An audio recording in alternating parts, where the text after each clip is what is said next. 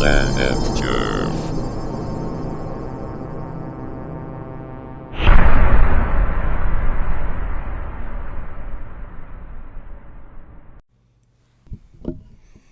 Greetings, Jerflings. Welcome to the Planet Jerf podcast, episode 3. Hopefully trying to conjure up some of the same magic that I had last week. We just got back from lunch. We went to Mucho Burrito, and my wife Jackie, who's sitting across from me working on her blog still. Although when I look at her search history this time, it says she's searching topics like how much salt does a 39-year-old man who weighs 185 pounds have to ingest to kill him off peacefully.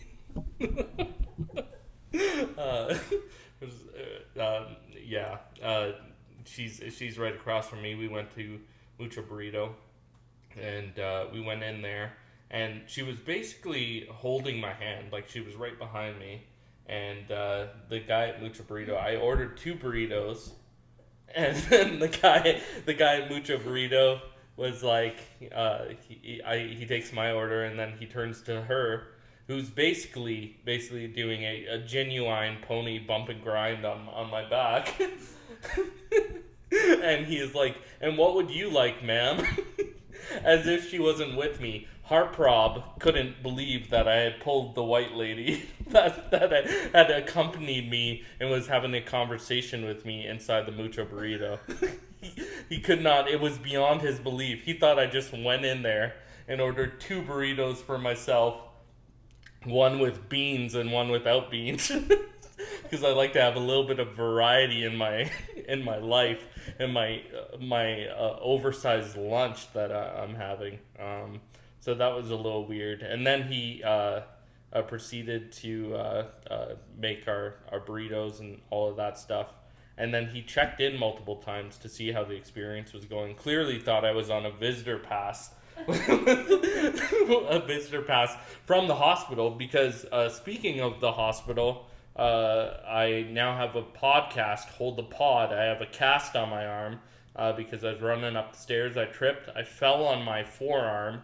And then I have what they call is a chauffeur's fracture. So they can't call it a taxi driver's fracture. But apparently what it is back in the day, chauffeurs used to have to wind down the windows. And sometimes they would wind it too hard, and the little window crank would hit back and hit their arm. And that is what would result in the fracture that I have. So I was in the hospital on Saturday morning, which turned to night. I saw all the hours of the day in the hospital, no kind of fun things there. I didn't get a lolly. I didn't get a popsicle or anything like that. I guess they don't do those anymore with all the cuts. and the other thing is that there was a farmer-looking dude across from me, and his name was Joffrey, and so he came right after me, and so whenever they would call Jeffrey, he would stand up, and then when they called Joffrey, I would stand up, and then we'd look at each other and have a little laugh, and we were like little buddies for the rest of the 6 hours that I was in the establishment. They gave me a cool looking cast, which looks pretty punk rock, I think, and I will be wearing it for the next 6 weeks. So it's made podcasting a little bit tough because I only have one hand to do things. It's very hard to hold a mic and think of funny things to say in the mic with one hand, because I'm always focused on this little prison that my hand is now existing in. So that's fun. It's always fun to see a picture of your skeleton, especially with October coming up. It's a good reminder. October. Yeah. It's like my co-host here is reminding me it's already October. Feels like September. Feels like it's still September, but no, it's October.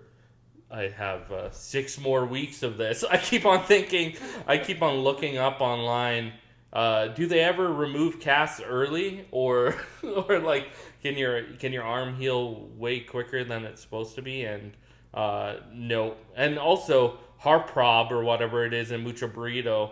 When I got my burrito, he was really feeling conversational, and he showed me his hand, and he's like, "Look at this," and his hand was all out of whack. It was like his thumb.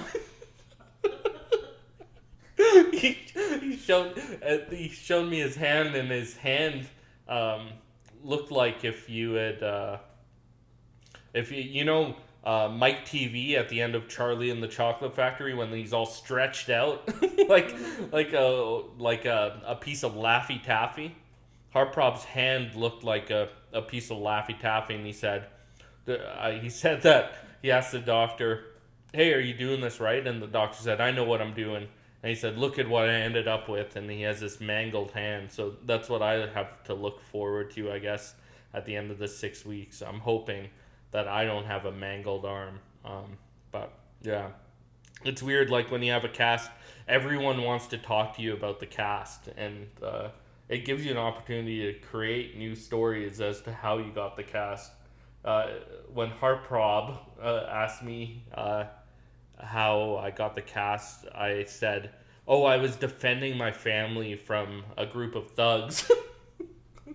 I was heroically defending my family from a group of thugs instead of trying to do the easiest task possible, which is going up the stairs. So that's kind of the main thing going on. My finger is permanently, my thumb is permanently put up right now, so it looks like I'm just enjoying everything, giving everyone a thumbs up to everyone. And so that's results. Likes for likes, a permanent thumbs up, which is kind of a cool vibe for the next 20 episodes of this podcast. I'm liking everything. Started watching the UFO Encounter show on Netflix this week. In the past 2 days. In fact, I crushed a couple episodes today. And the whole time Jackie's like, "I don't think that there's anything." She said that I think that this town, the first episode was about 300 UFO sightings happening in a Texas town. And I told Jackie, "Isn't that pretty cool? Like, seems like pretty good evidence." And she says, "I think they just made it up to create publicity for the town." I'm like, why wouldn't they do like a flash mob like us Calgarians did? Gather in the food court. Oh, my dog is coughing up a lung because we haven't taken him for his yearly vaccinations as of yet. So he's giving us a reminder that even though he's last on the list of people that we have to care for, that we should maybe maybe we should take him in, I guess. I don't know.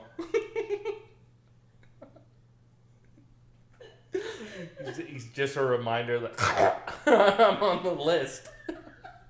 Put me on the list, guys. I'm like, no, I think this dog is good. I think he's healthy. I literally think...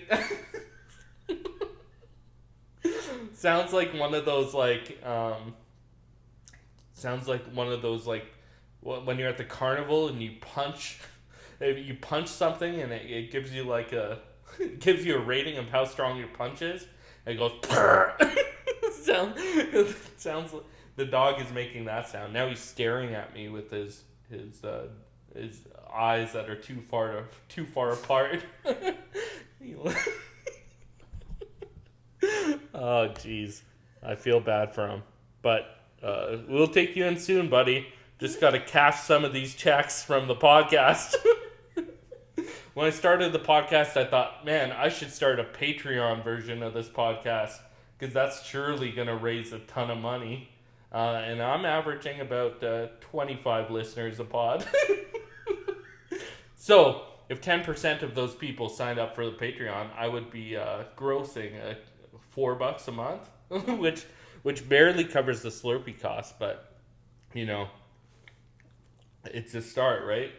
You always see those memes where it's like Oprah Winfrey was working for like $2 an hour at Chicago's local news station for 53 years, and now she's the richest person in the world. I'm thinking maybe I'm on that trajectory, and this pod is going to take off. Speaking of Slurpees, Slurpee flavor today is it's an empty and dew, but I poured a can of Red Bull in there, and then I put some Nerds in there.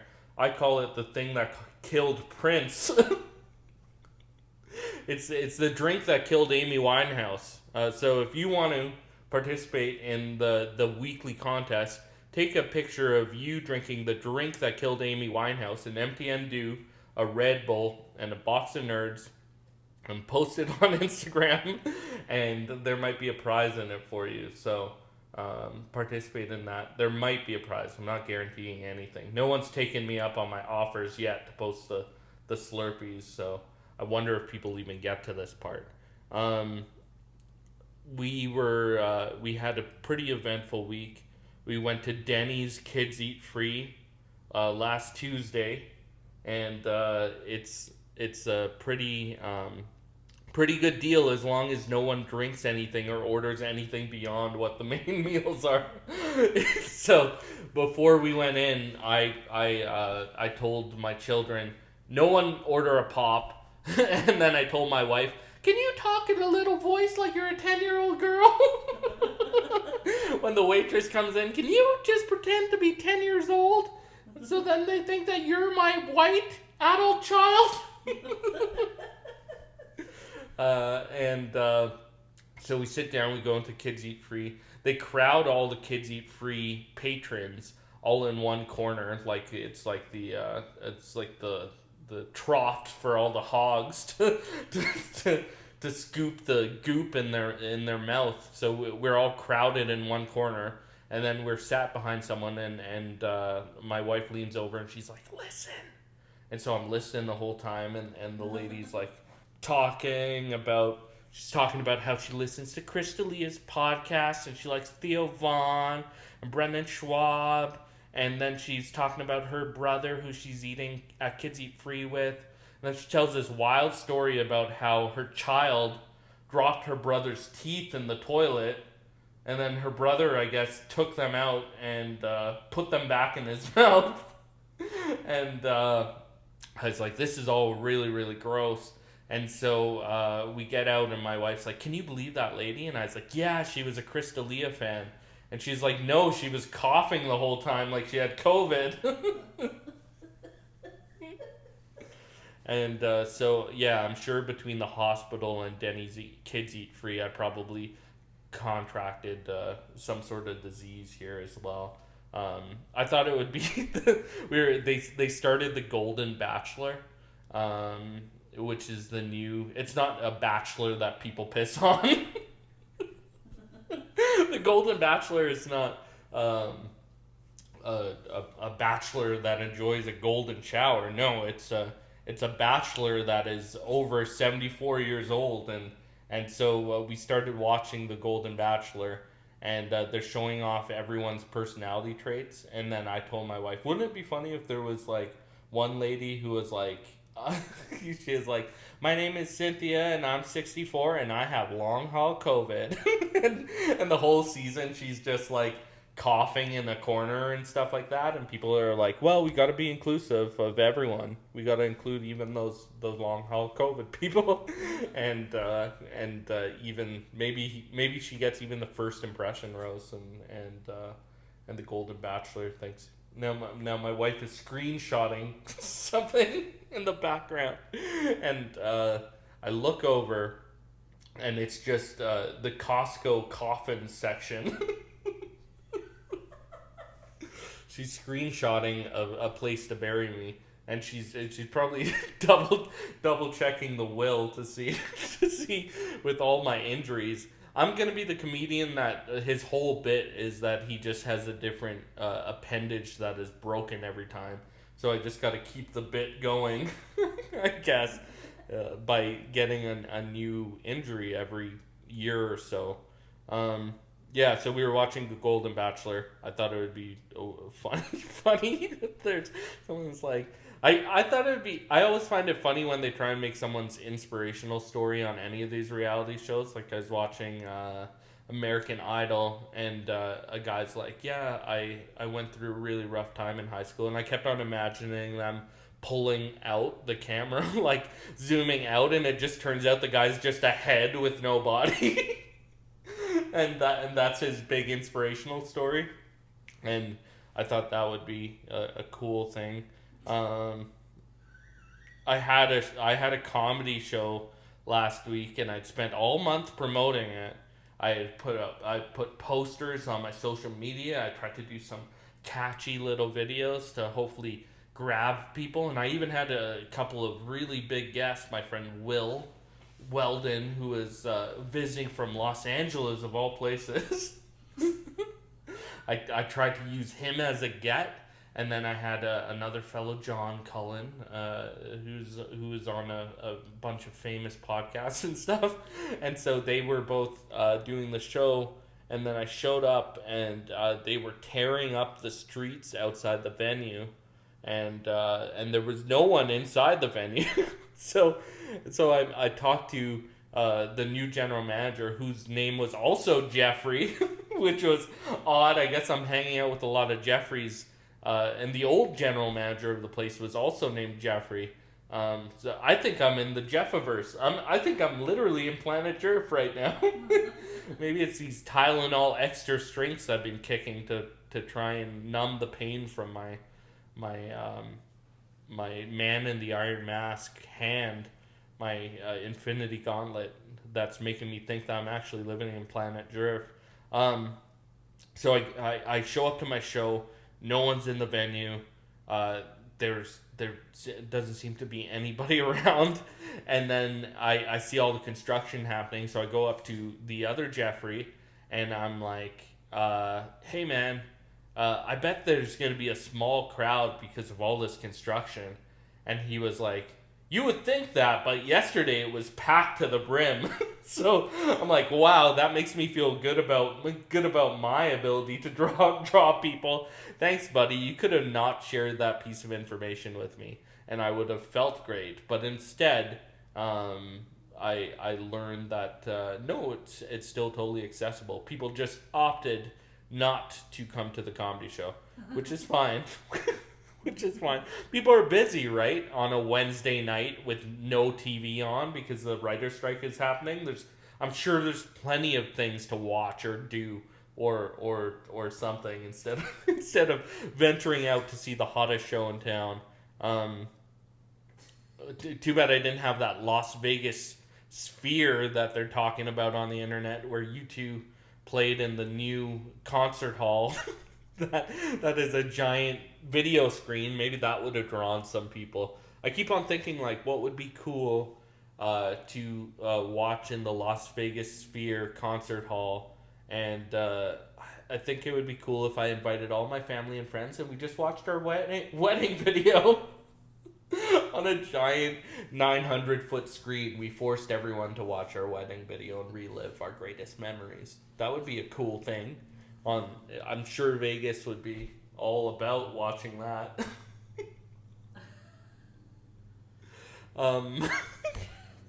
Sorry. My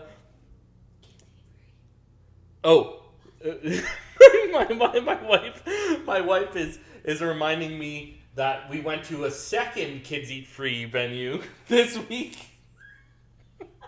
Because we went to Boston Pizza. And once again, before going in, we told our kids, do not drink anything.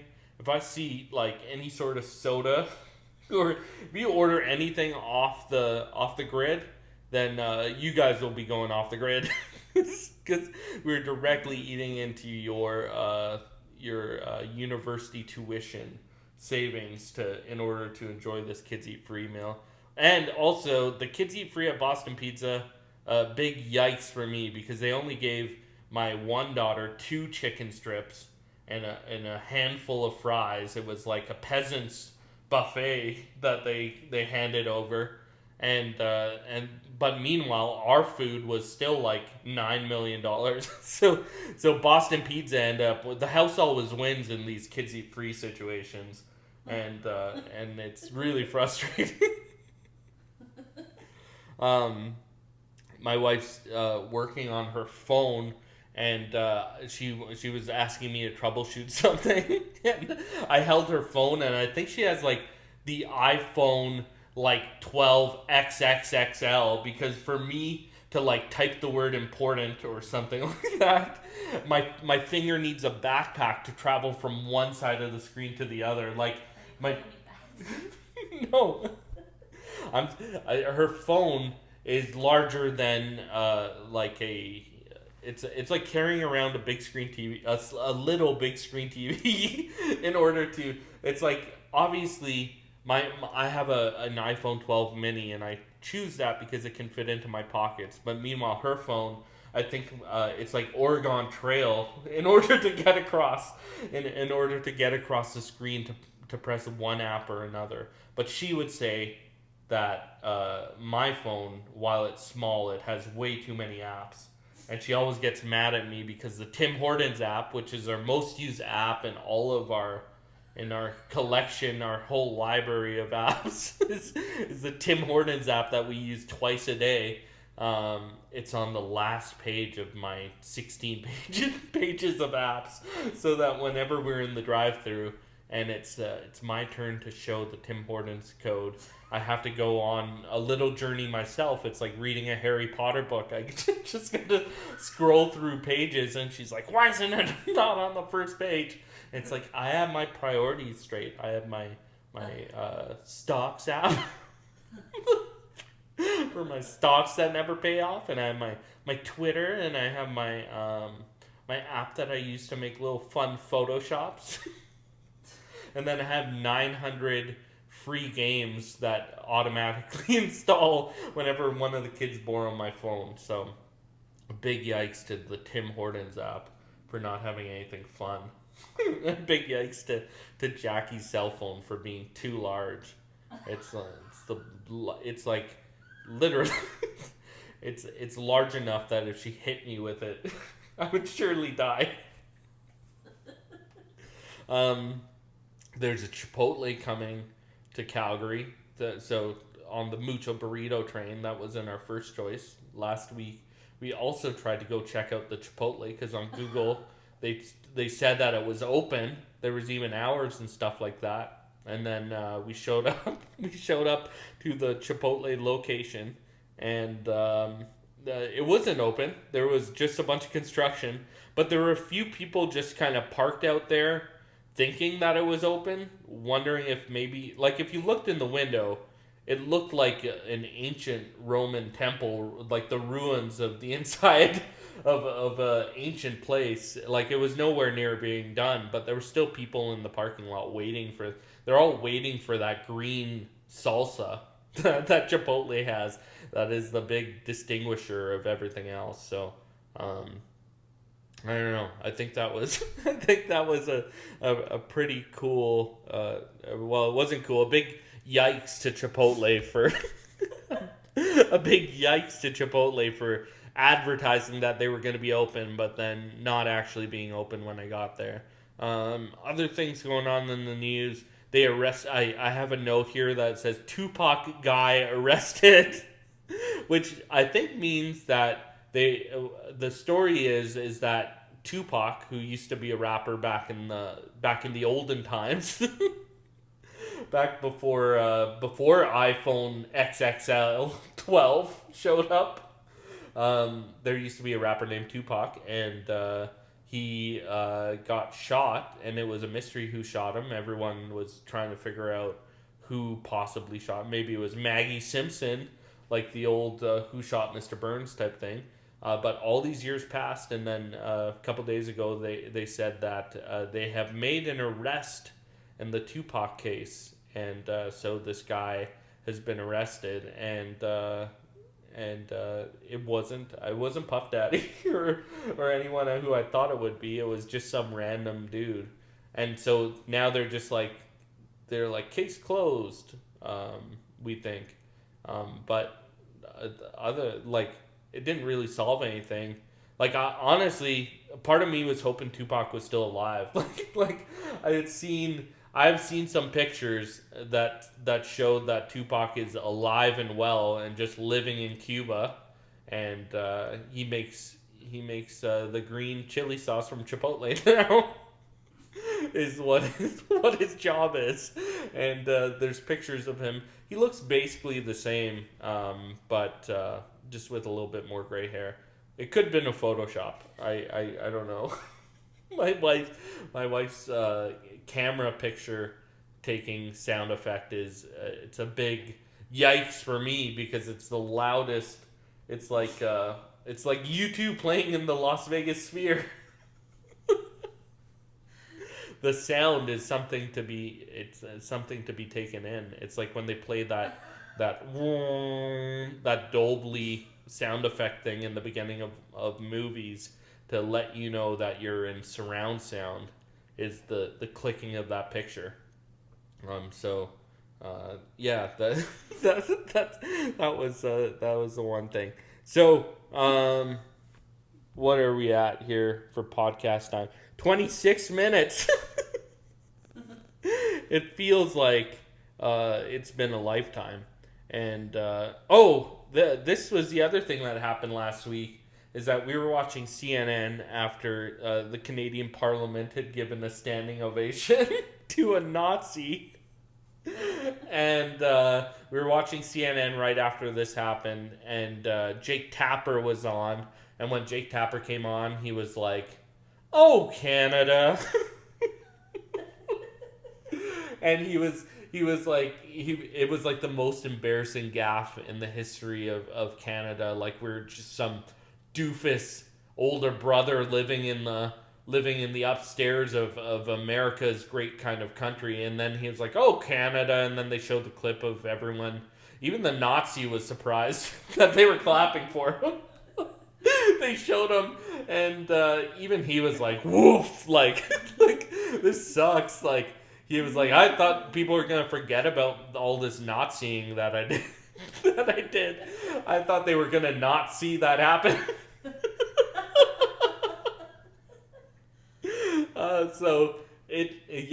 Even the Nazi is like, "Oh fuck, I can't." And so Jake Tapper showed that clip. And then again, he was talking to an analyst, the Canadian CNN analyst, and she's like, "This was a huge gaffe. I can't believe they did this." And then Jake Tapper once again goes, "Oh, Canada." And then he immediately segued into a story about a 3-year-old with a bazooka exploding his school in Texas or something like that. And then 7 similar stories. So if we're the embarrassment up here, and then we're really doing something wrong. Because if America's like, "Yeah, well, you guys did that stuff. We've had Chipotle forever. We've been doing this Chipotle thing forever. So we're clearly the superior country." Is Jake Tapper's vibe. So big yikes to Jake Tapper for "Oh, Canada." "Oh, Canada."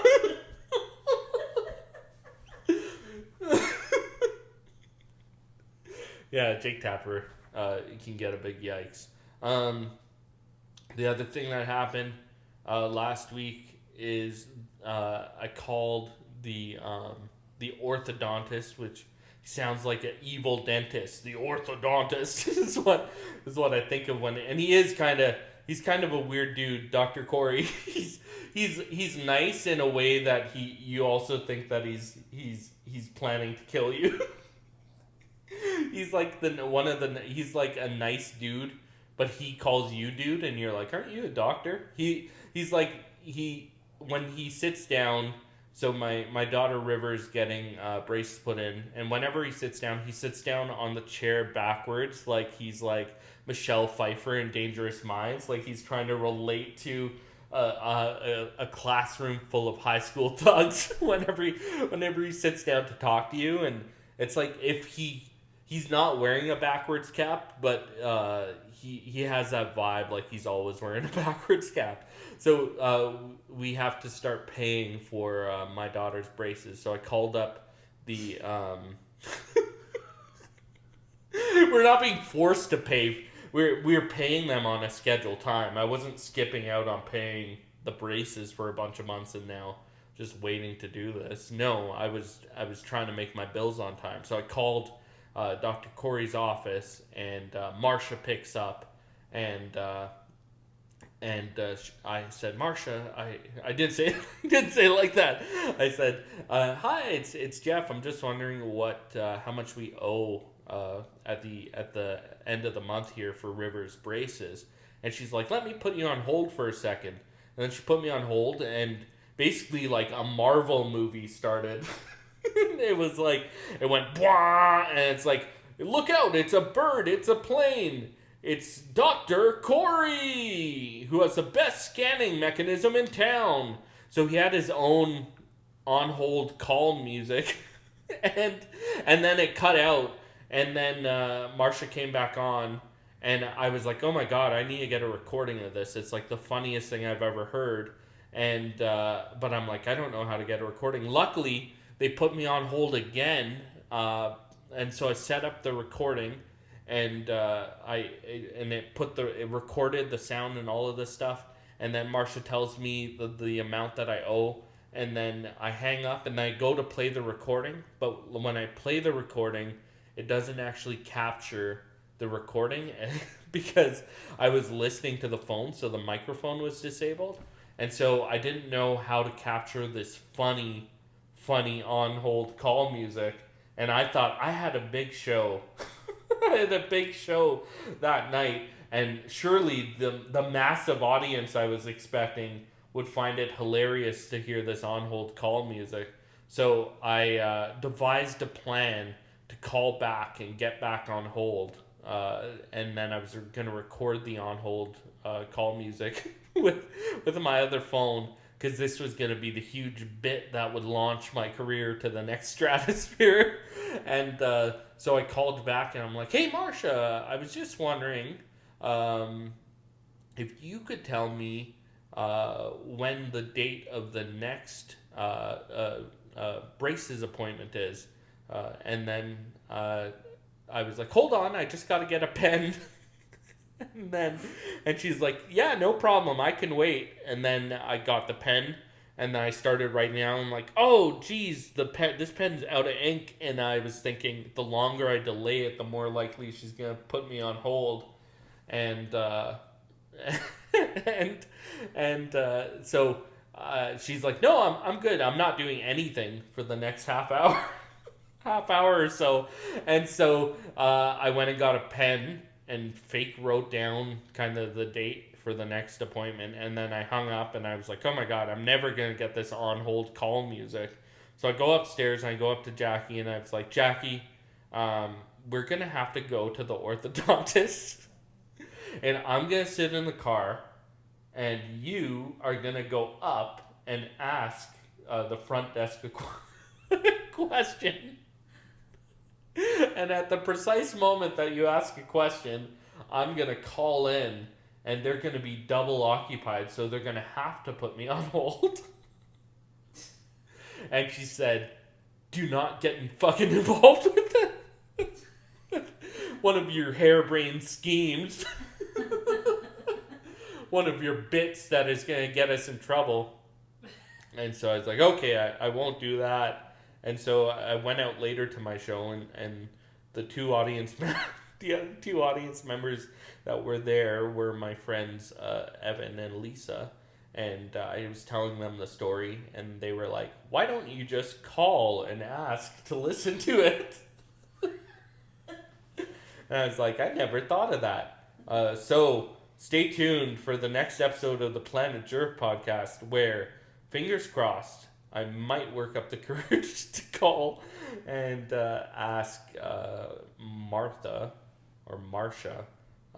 to play me the on-hold call music for Dr. Corey, which hopefully lives up to all of the hype that I've brought here to this episode.